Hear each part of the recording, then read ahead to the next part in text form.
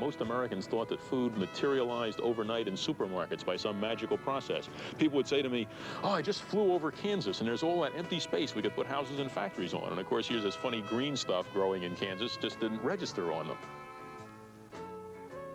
You can best visualize it as a highway built of grain that goes around the Earth at the equator, 18 meters in width and 2 meters in depth of roadbed. That was what was produced in 1971. America's #1 resource are the Corn Belt soils. When that goes, ladies and gentlemen, that is the end of our civilization.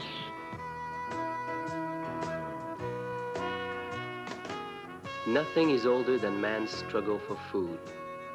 To most of the Western world, there is a seemingly endless bounty at our fingertips. Hunger is easily remedied by a trip to the market or by opening the refrigerator. But to many in a world divided between the haves and the have-nots, real hunger is a daily confrontation.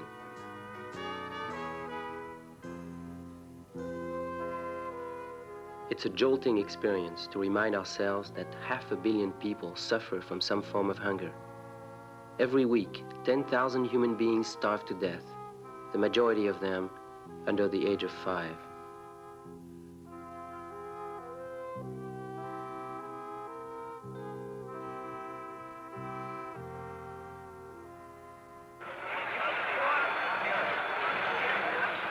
The Chicago Board of Trade, the world's largest commodity exchange, the center of the world grain trade. Food is increasingly becoming a political pawn. Many even refer to it as the ultimate weapon. But will there be enough food to feed 80 million more hungry mouths each year? In the next half hour, we'll take a look at various aspects of the global food picture.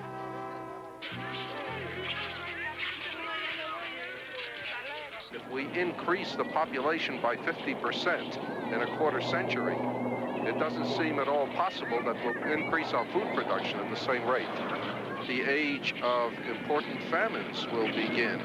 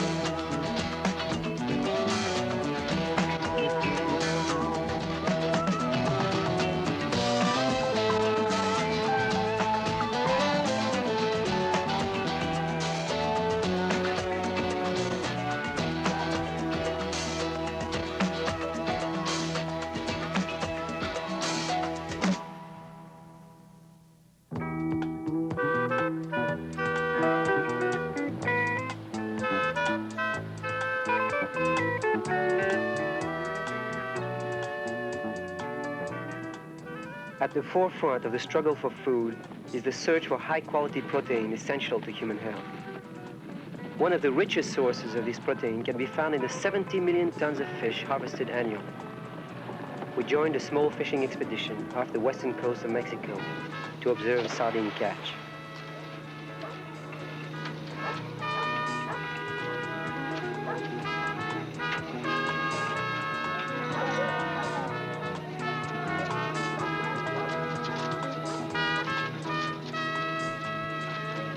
During the past quarter century, the world's fish catch has increased fourfold. Aggressive expansion of fishing fleets and technological advances have accounted for the dramatic rise. 1970 saw the peak harvest, but something has gone wrong in recent years.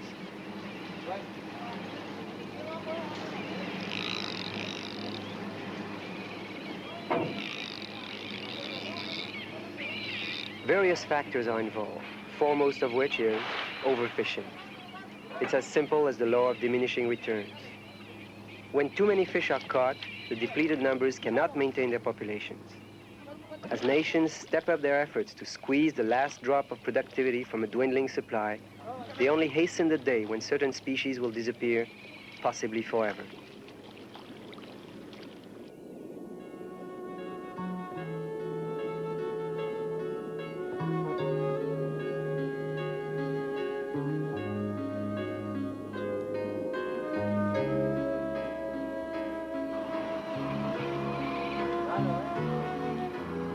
A striking example of poor resource management is the case of the Pacific sardine. During the 1930s and 40s, sardines caught off the California coast comprised 25% of all fish caught in the United States. The abundant Pacific sardine supported the largest fishery in the Western Hemisphere. Then suddenly, the bottom fell out.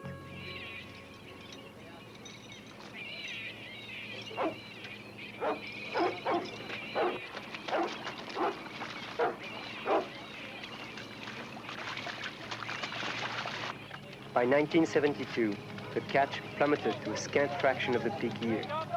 Some experts suggest environmental factors such as pollution and competing species had an impact.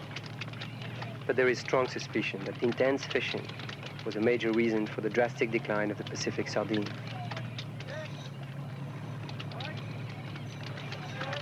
Many other species, including whales, are threatened by reckless overfishing. The irony is that fish are a renewable resource, if properly managed. They can provide a small but essential amount of much-needed high-quality protein for the hungry world. We look to the day when huge farms will be established, where fish population will be carefully cultivated for maximum yield and protection of the species.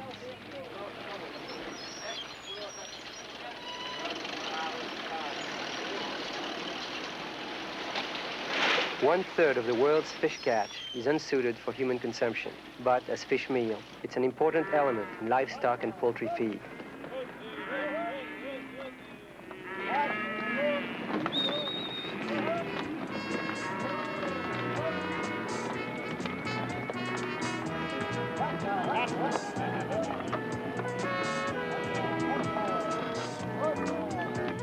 Americans consume 20 billion pounds of beef a year, double the per capita rate of 25 years ago. The appetite for meat is not confined to America. Many other Western nations, as well as communist countries, convert vast quantities of grain into livestock feed.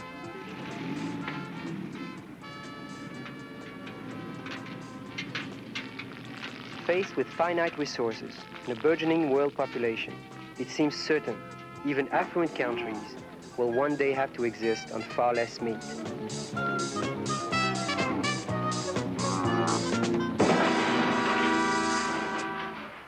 It's a chilling thought that the poor of the lesser developed countries are in need of the life-supporting grain fed to the livestock of wealthier nations.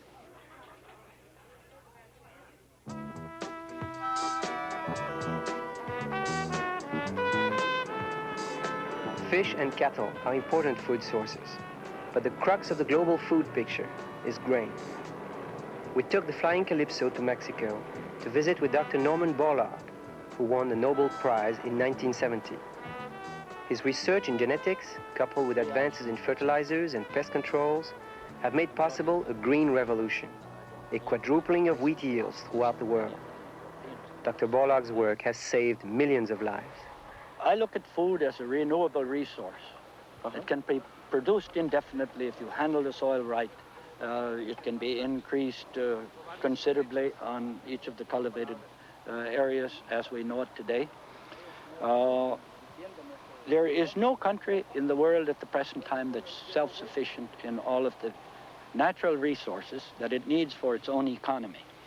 Unfortunately, in this period of the 20s and 30s, the United States at that time thought that it was in such a position, and the isolationism philosophy, and it prevailed. And at that point in time, from the standpoint of mineral resources and petroleum and all of these, it essentially was. But that day is gone forever. Okay, inevitably with the population growth, we're going to reach a time where all the land will be cultivated, all will cultivate 20 crops every year, and maximum yield, and then what's the solution? So I have said many, many What's a times. possible solution? I have said many, many times that what we on the agricultural front, on the food production front, the only thing we can do is to fight a holding operation and to try to educate the people of the world the forthcoming crisis, unless they bring themselves into balance. I'm talking about population growth with our capacity to provide this decent life without destroying the basic environment for the generations that follow. But I can foresee that maybe before this happens, there's a complete breakdown in the social political systems because of the agitation of not only hunger, but certain other shortages in the basic necessities for life, these things that I've mentioned. A growing desperation, if you want. They're all tangled. The thing that could precipitate it fastest, of course, is a breakdown in food.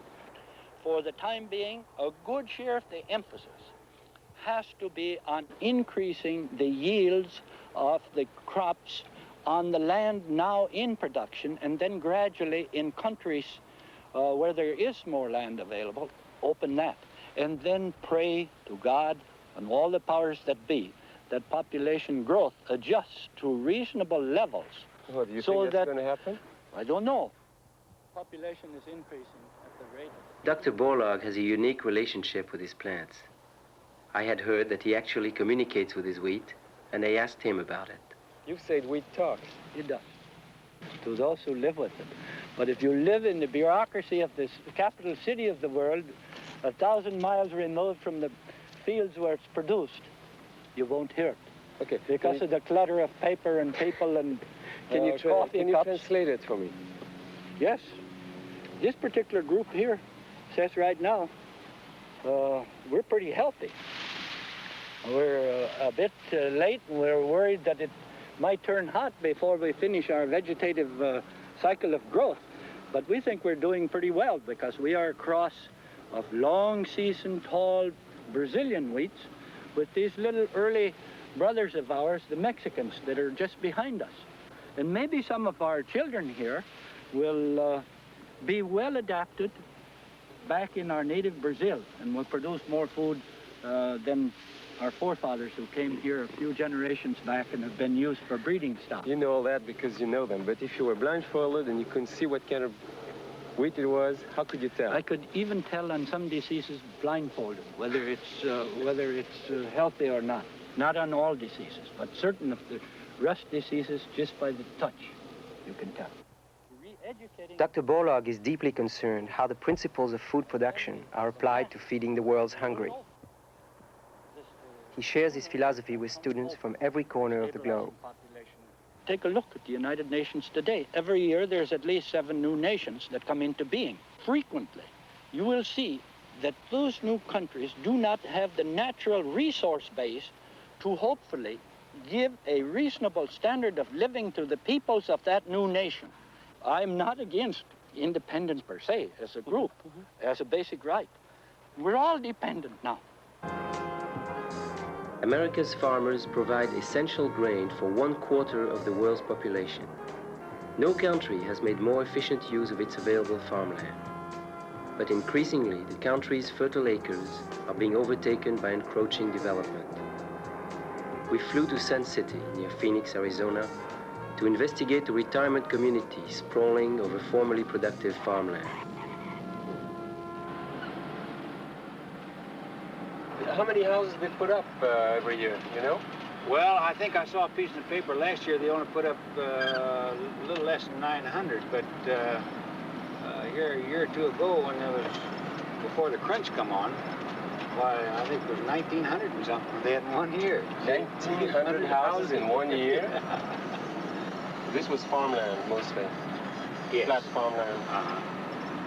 Are there a lot of people moving out of here? Very few people move out. They move from one area to another, in other words, to update their homes and this and that and the other. But after they hear, 99% of them stay. So you'd say people are happy here? Oh, absolutely. You never saw such a bunch of happy people. How many people were there when you got here? 6,000. 6,000? Yeah. in 1965. And in Now there's around 37,000, I understand. 37,000.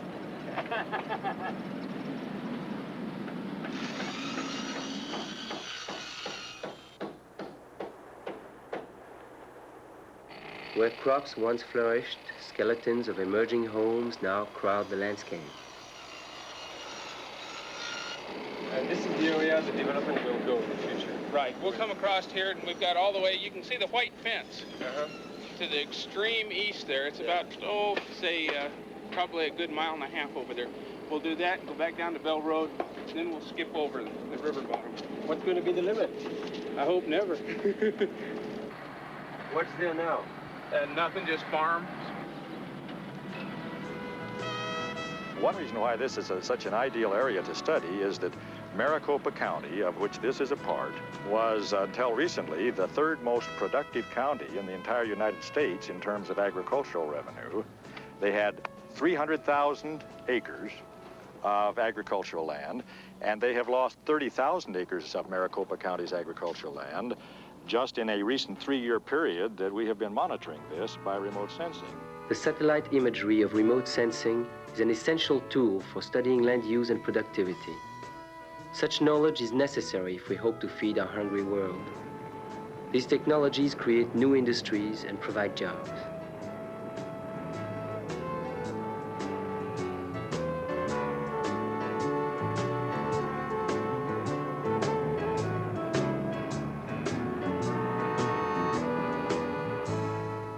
Ever since man developed agriculture, he has been making use of the environment on a short-term basis without considering what that will do to the environment in the time of his grandchildren. Now, as population increases, this can only grow worse because in the wild reach for food, nobody is going to worry about what will happen to the land 100 years from now. What things are irreversible is if we destroy good ground that could be used for growing food, it's gone for good. Reconstituting that ground is an enormous and expensive and in many cases impossible activity.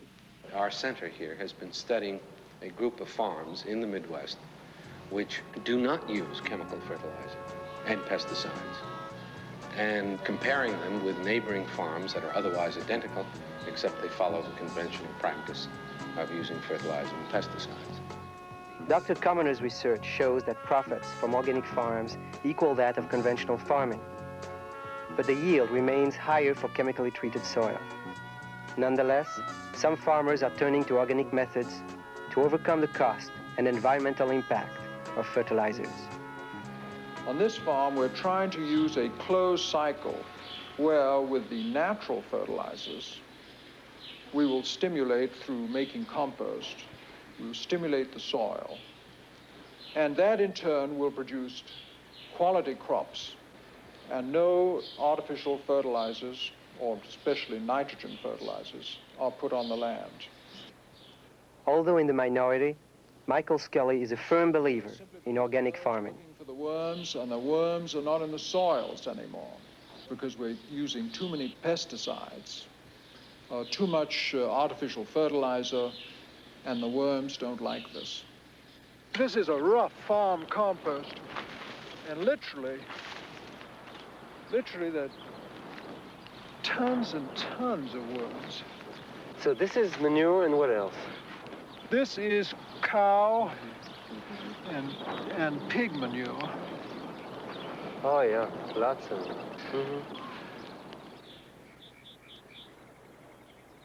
In the last 1,000 years, we have had probably the best stretch of weather in the last 30. So one of the really key things in the world today, as far as what's going to happen to us in the next 10 or 20 years, is what is going to happen to the weather. And if we're smart, we're going to do what the best meteorologists are recommending, and among other things, start putting away carryover food supplies, because things could get very, very tough very, very fast. Very few people realize this, even though the meteorologists have managed at least to persuade the CIA and I think even the president that this is serious. They have yet to be able to persuade the Department of Agriculture, because I don't think the people there are bright enough to be persuaded. there's the question of how the resources of the world will be divided up and whether we will be able to continue to co-opt an unfair share. And you've got to remember that while we are trying to grab more than our share of the world's resources, we are busily arming the people who don't have a fair share with atomic weapons. And that makes me very nervous. When the Indians exploded their atomic bomb, they were giving a very explicit message to the world. Namely, when the food is shared out, India is going to get its share like a nuclear power, not like some poor relative. If some country says, if you don't give us food without anything in exchange, if you don't give us food, we will use terroristic methods to attack you. And if we then give in, then we're dead. Because the only answer to blackmail is to say no and to take the consequences, sort of fight it out, so to speak, take the security measures that are needed, take the losses that will occur. You simply cannot give in to a blackmailer. If a country like Bangladesh goes under, how do we limit the effects that that'll have on the rest of the planet? I think it's necessary to look at those questions, but basically, I think the answer is that large-scale regional collapses will lead to large-scale disaster. We are too interdependent, and to think that somehow we can remain an island of affluence, say, in the United States and Western Europe, while the rest of the world slides down the drain is a very, very silly idea. Once you understand how the ecological and economic networks are tied together, and see, in addition, that the people who we think are going to be going down the drain will have nuclear weapons, one sees how silly that is. What very few people realize, I think, is that at the present time, the total production of food globally is much more than is needed to give every human being an adequate diet. And what the world food problem tells us is that the basic question is unequal distribution of food, and the basic reason for that is unequal distribution of wealth. And it seems to me that the big problem we have is to equalize the distribution of wealth between countries and within countries between different people. There isn't any realistic chance that the rich world is going to redistribute its riches. So you have to grow. I think what we can hope for in the next, let's say in my generation and in my children's generation, you can hope to educate people so that they allow the poor world to grow faster and the rich world to grow slower. That seems to me not impossible. Right now, between 2 and 20 million people will starve to death this year. To the extent that we lose those people, we haven't solved the problem for them. But I think we can move to a better world if we can manage to change a lot of attitudes about how we treat each other and how we treat the environment.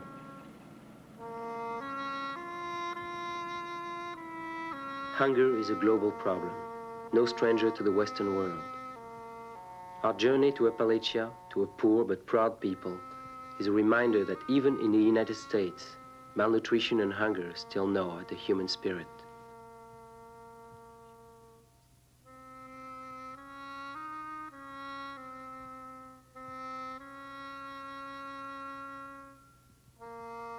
But the spirit survives in people like Earl Gilmore, a man who knows real hunger.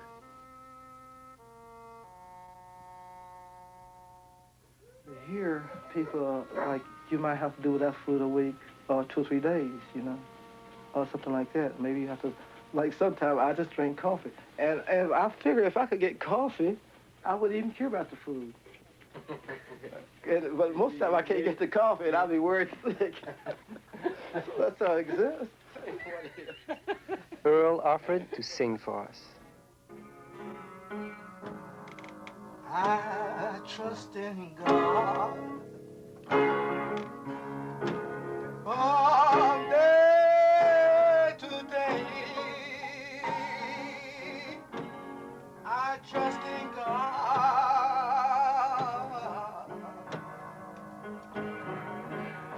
I know He cares. And come what may.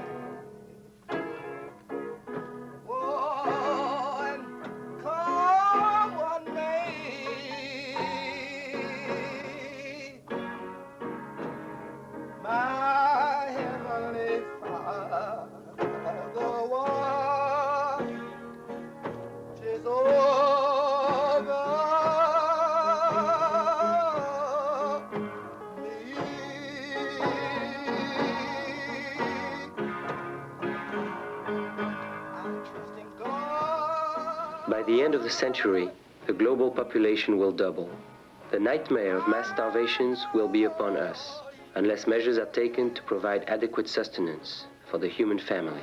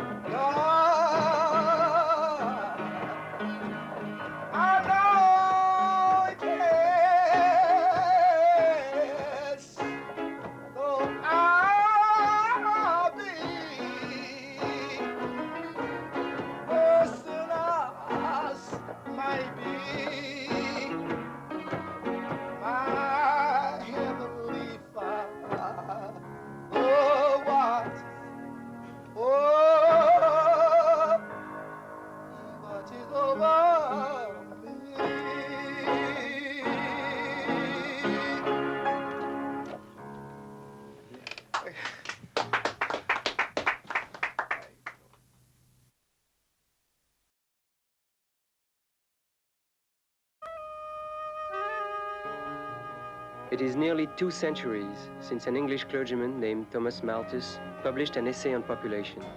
It foretold a day when expanding human numbers would outstrip food supplies. For many, that day has already come. The consequences of overpopulation touch every aspect of the quality of life. There is hardly a social problem that is not compounded by the strain of too many people.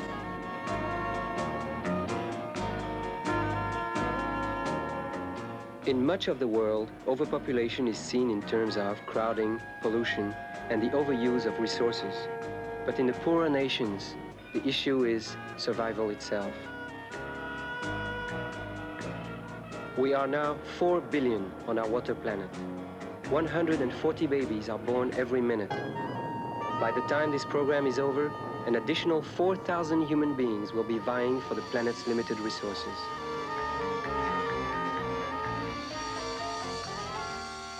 The problems which face us are problems involving what are called exponentials, in which the worse the problem is, the even worse does that make it.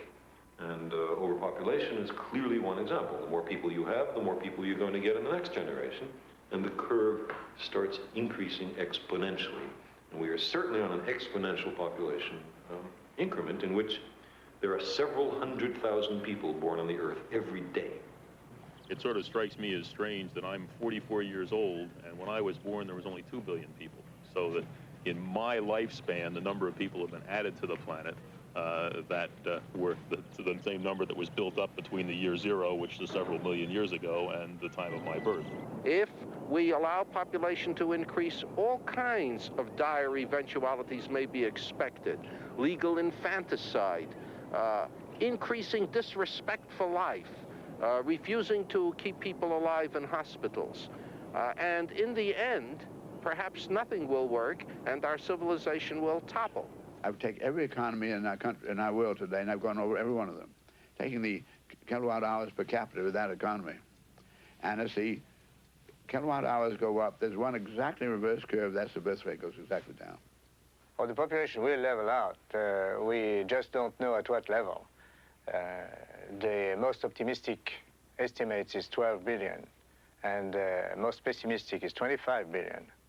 So it will be in between these two limits, which is a terrible amount of people. Central America, July 1969. At the same time that man takes his first steps on the moon, a series of skirmishes between Honduras and El Salvador marks the first population war in modern times. The primary cause of the war, El Salvador's densely packed population, has spilled into Honduras.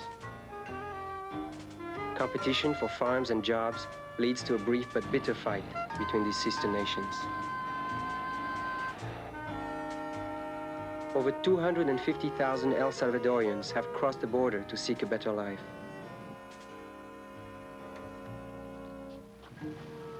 Now, thousands of El Salvadorian refugees and their families return home, uncertain of the future that awaits them.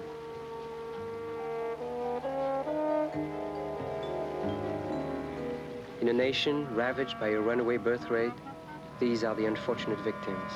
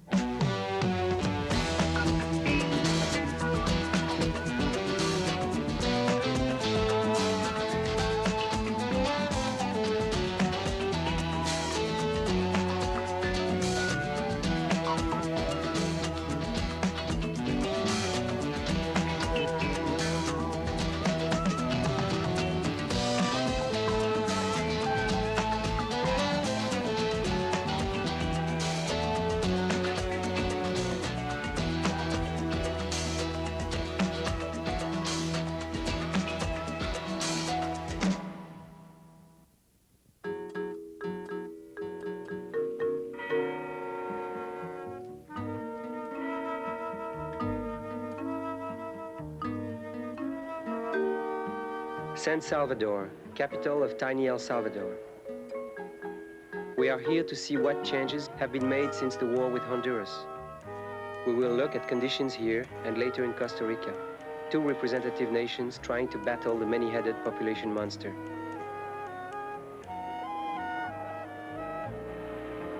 These Central American countries are only part of the global population picture, but they demonstrate well the gravity and complexity of the problem. We begin our journey by traveling into the countryside.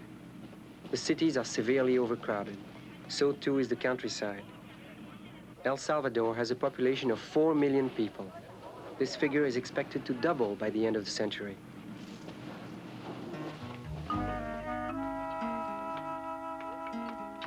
"60% of the nation relies on agriculture for a living, but there simply is not enough land. Almost every acre of arable land is under cultivation. Still, many people suffer from hunger. Aggravating the situation is an almost feudal agricultural system. A new agrarian reform program is being implemented, but due to the high birth rate, cooperative farming groups such as this one are barely making a dent in the capacity of the nation to feed and care for its people.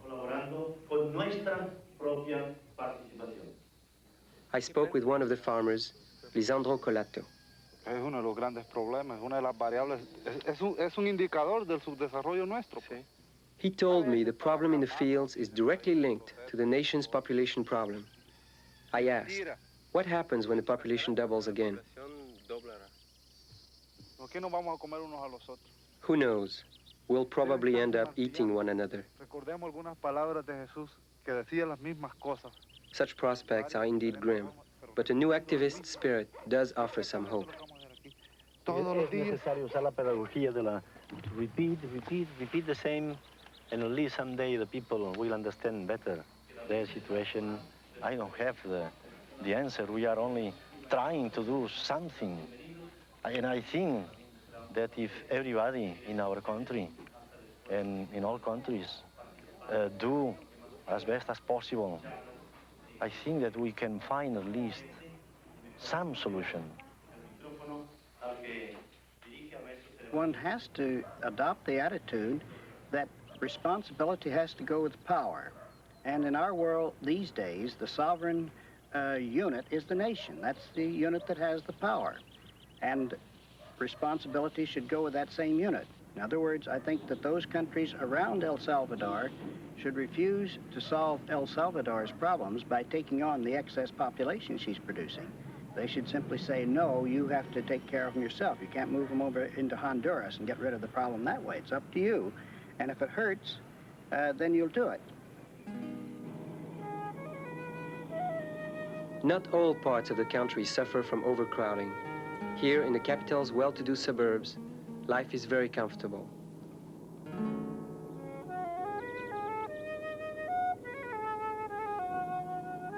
Some aspects of El Salvador's economy are surprisingly strong.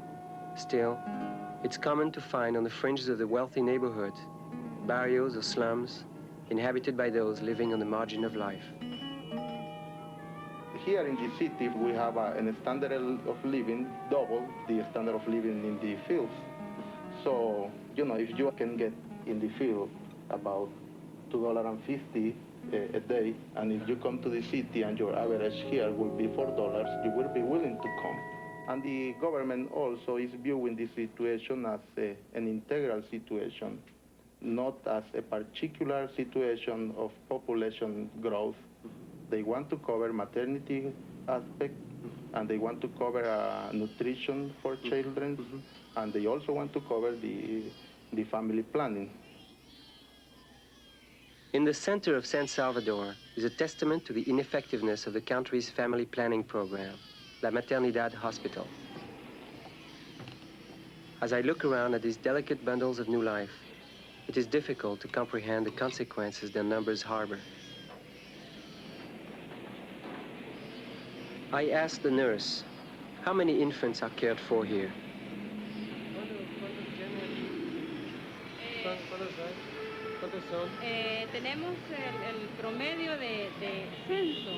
It used to be 120. Now 150 babies are born here every day. 1 out of every 5 women who enters this hospital is getting rid of a baby rather than having one. Abortions are a drastic measure of last resort. An effective family planning program would obviously be a far better solution.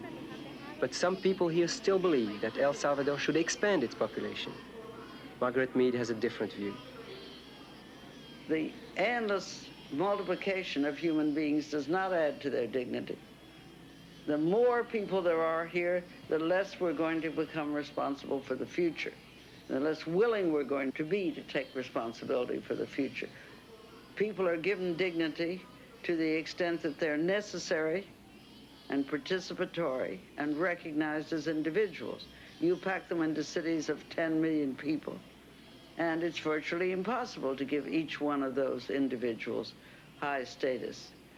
To be one of 3 billion people on this planet, does that dignify one more than to have been one of 1 million people, and that's all the human beings there were?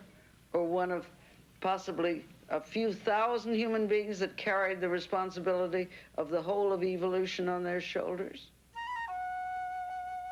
Julio Guzman is 10 years old. Every day he's up before sunrise to start his paper route. Luckier than many children his age who drop out of school, Julio still attends class when he can. He's also fortunate because he has a family to come home to, unlike many abandoned children.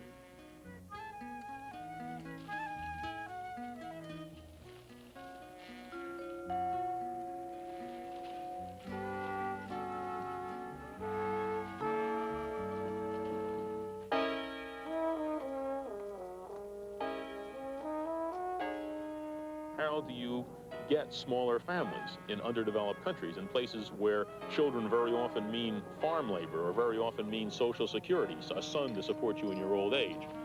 Neither of the two extremes is right. In other words, one extreme says basically it's a question of just getting contraceptives to people. They really want to have small families. If you give them enough contraceptives or give them access to abortion, they'll have smaller families. That's one view. Another view is modernize the country, and they will tend to have smaller families, just like we now have smaller families in the overdeveloped countries. What's wrong with the first view is that there's a lot of evidence that although there are some unwanted children in underdeveloped countries, most of them are wanted children because of the economic conditions and so on, and so that you require, in addition to access to contraception and abortion, some changes in the society to make the desire for smaller families appear.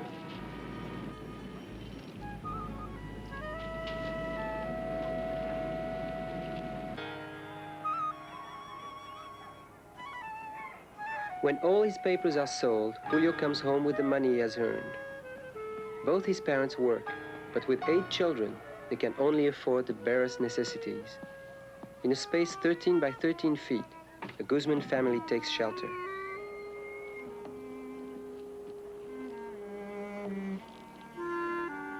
His parents hope that one day, Julio will find his way out of the barrio.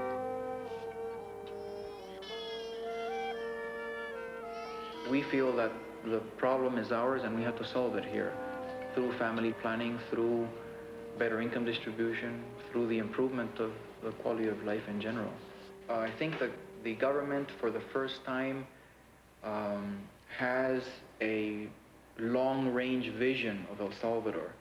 They've developed an econometric model of what El Salvador will be in the year 2000. All that comes out of this model is that the situation is very dramatic and that it will require dramatic solutions and dramatic policies. We've discovered that as of last year, something like 2/3 of the entire urban population in the 5 major cities lives in non-conventional housing, which means they live in squatter areas or in tenements or in illegal subdivisions. And the reason is that the conventional housing market has not been able to supply with them housing because of the prices. We're trying to help by producing housing that is within reach of these families. The kind of units we produce can be afforded by 90% of the families in El Salvador.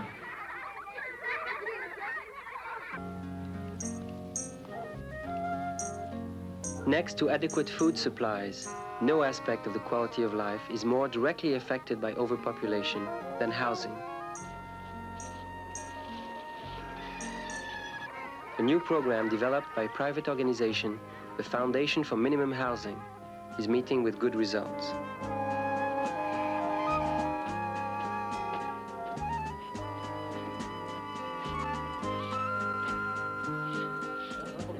Even poorer families can afford $5 to $10 a month for a simple home. They buy a well-constructed shell, then finish it. This program, though limited in scale, does show that decent housing can someday be within reach of even the poorest families.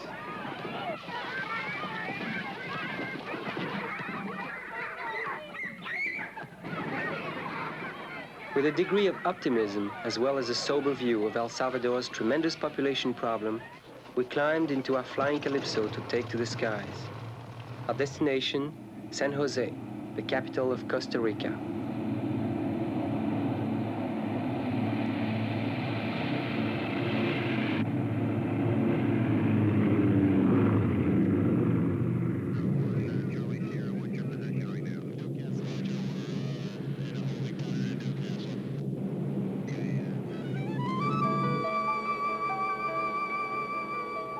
From the air, I am struck by the natural beauty of El Salvador. The country is dotted with volcanoes, which account for the rich soil, ideal for growing coffee, her #1 crop. Even steep hillsides are terraced for farmland. But El Salvador's small 8,000 square miles were never intended for a population of 4 million, let alone the staggering projections for the future.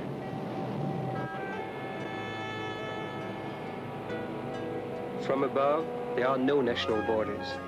But national policies can make a difference as to how effectively population problems are met. We have come here because the sharp drop in Costa Rica's birth rate has been called by some the miracle of the hemisphere.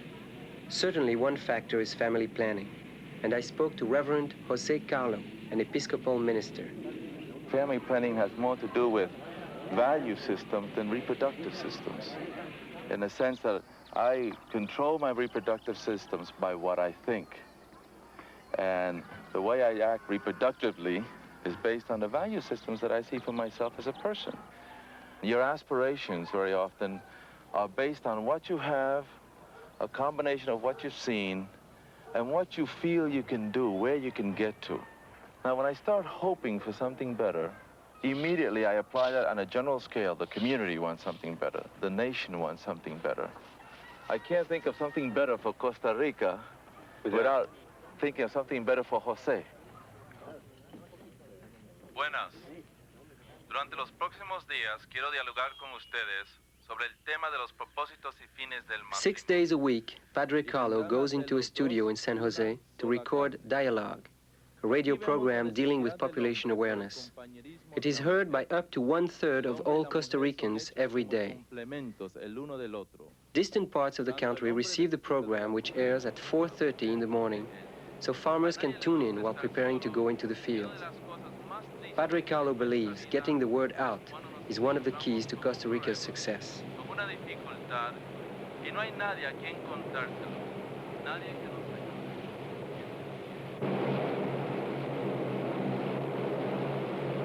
As we did in El Salvador, we are flying to the countryside in Costa Rica to focus on Guanacaste, a province in the northwest. Here, a decade ago, the birth rate was one of the highest in the world.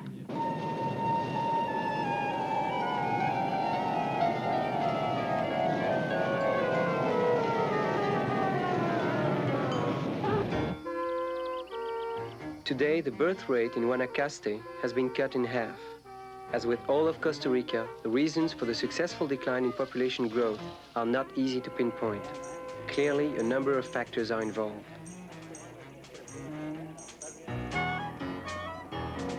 This area is dependent on cattle production, but despite improving economic and social conditions, some people warn there have also been serious environmental consequences. The Guanacaste area, where man moved in, removed the jungle, planted crops. The crops then were replaced by cattle. They now have constant droughts there, and we expect that it's just a matter of time before the area becomes uninhabitable for man and for beast, and perhaps it will return to jungle. It's a very interesting kind of a phenomenon. This is one of the only nations in the world without an army. Education is top priority. Almost half the national budget is set aside for schools. It is no surprise then that Costa Rica's literacy rate is one of the highest in Latin America, almost 90%. Most schools offer sex education classes where students and teachers can talk frankly about virtually any topic.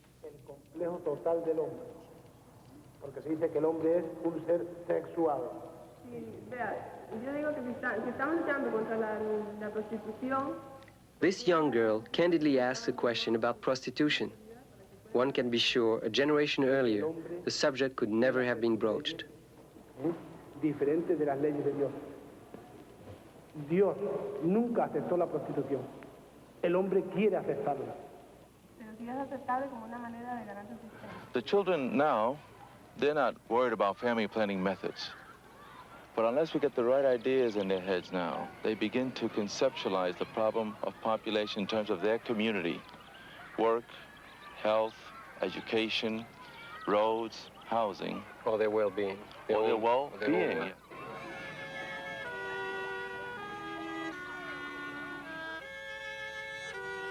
The small village of Punta Arenas, Costa Rica, is proud of its rural health clinic. Mothers bring in their babies for checkups and inoculations. Some demographers believe a factor in the declining birth rate in Guanacaste is the confidence a mother has in the future health of a child. Still, all of Central America, 7 separate nations, has less than the total number of doctors in the state of Tennessee.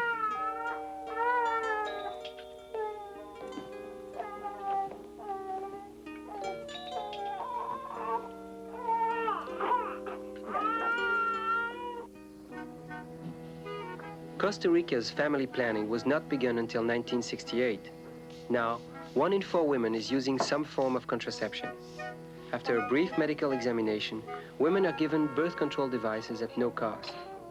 It is impossible to attribute the country's impressive drop in the birth rate to family planning alone. But a relatively vigorous program of education and distribution of contraceptive devices seems to be paying off. Significant progress has been made on the population front in other parts of the world as well. In China, where 1 in 5 humans live, the the birth rate has dropped dramatically. Access to birth control, increased male sterilization, and more women in the workforce are some of the factors helping to stabilize a portion of the world's population.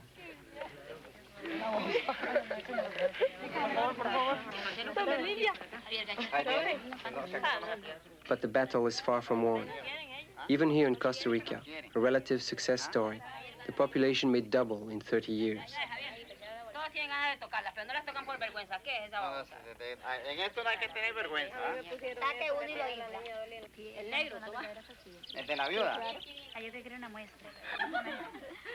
Slowing population growth in the developed world is also crucial, as Paul Ehrlich points out.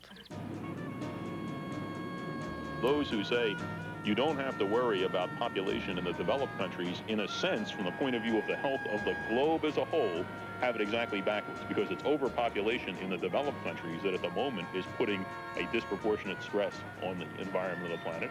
Every person you can prevent from being born in an overdeveloped country is a birth control triumph that's maybe 25 times on the average as good as preventing a person from being born in an underdeveloped country. I mean, I would not kid you and tell you that I think we're going to manage to halt population growth by lowering births. I am convinced, as I think most ecologists are, that a lot of the halt that was inevitably going to face us in the next few decades is going to come from increased death rates. And the people who are responsible for that are going to be the people who opposed lowering the birth rate 20, 30, and 40 years ago. People ought to make their own moral decisions about abortion, and the people who ought to make them, obviously, are the women concerned. Some people think it's immoral, then they should not have abortions or be involved in doing them, but I think it's an option we have to keep open until people have access to good contraception. Remember this, if you are opposed to contraception and abortion and so on, you are automatically in favor of people dying early and in misery, because population growth is going to halt. The only question is it going to be because we have fewer births or because we have more deaths?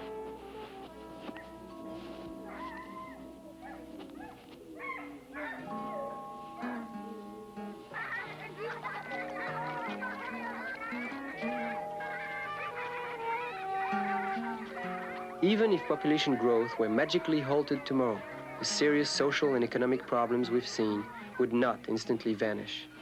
But unless we control our numbers, our efforts to solve these problems will be doomed to failure.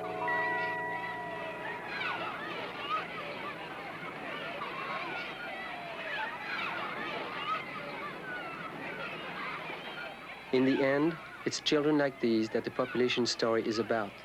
What is their future? What kind of world will their children inherit? Ultimately, it is up to all of us to decide.